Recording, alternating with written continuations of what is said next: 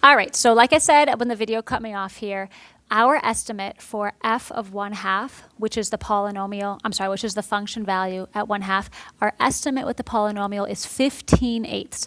So the question we're always going to ask ourselves whenever we do Taylor polynomials is how good is this approximation? Because there's no point in doing an approximation if it's not going to be a good one.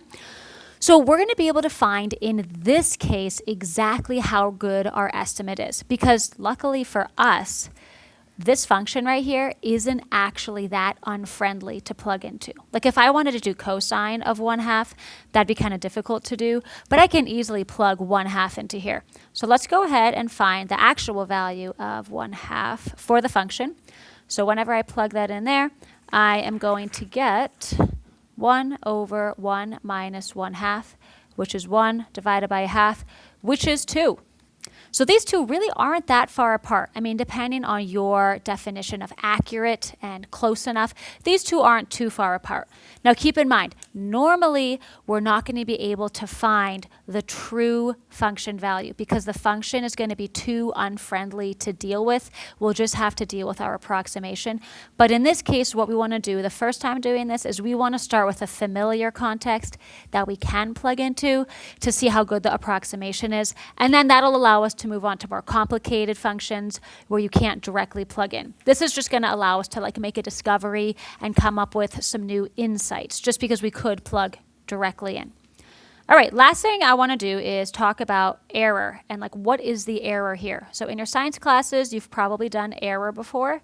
And error, you typically do the absolute value because error is like a positive value, whether it would have been negative or positive. So let's go ahead and say our error is the actual minus the predicted. You subtract the two here. So for us, our error is going to be the actual value, which is our true function at 1/2, minus the predicted value, which is our third degree truncated polynomial. Our true value is 2 minus our estimated value was 15/8. So our error is 1/8. Okay, so we're going to keep that here. I'm going to circle that so we don't lose it here. So now here's my big question. Why did we have an error of 1/2? Why isn't this exactly equal to this? What's wrong with our Taylor polynomial to make it inaccurate? And let's take a look here. And just think about that for a minute. Why did we not get the exact value?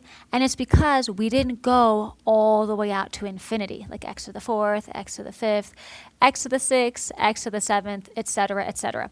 I didn't actually add infinitely many terms. I truncated it at the third degree. So all these terms here, this is our error. Okay, so we're missing those terms here. And if I had plugged 1/2 into all infinitely many terms, then I would get exactly 2. So let's take a look at our error another way. So the error that we got, which again is equal to actual minus predicted, that is equal to, well, I chopped off the x to the 4th. I got rid of x to the 5th. I didn't include x to the 6th or x to the 7th. Plus ... Keep going. So these right here, let's label these. These are our, whoa, I spelled that wrong, didn't I? Omitted terms. These are our omitted terms, and the omitted terms are the error. Because if I had added those in, I'd have the exact answer. So those are the error here. So what I want you to do is look really carefully at this right here, because this right here is a series itself. I have a bunch of terms added up. It is an infinite series. What do you notice about this? 1/2 to the 4th, 1/2 to the 5th, 1/2 to the 6th, etc. This is a special type of series that we've already talked about. Isn't this a geometric series? You have your first term, a1.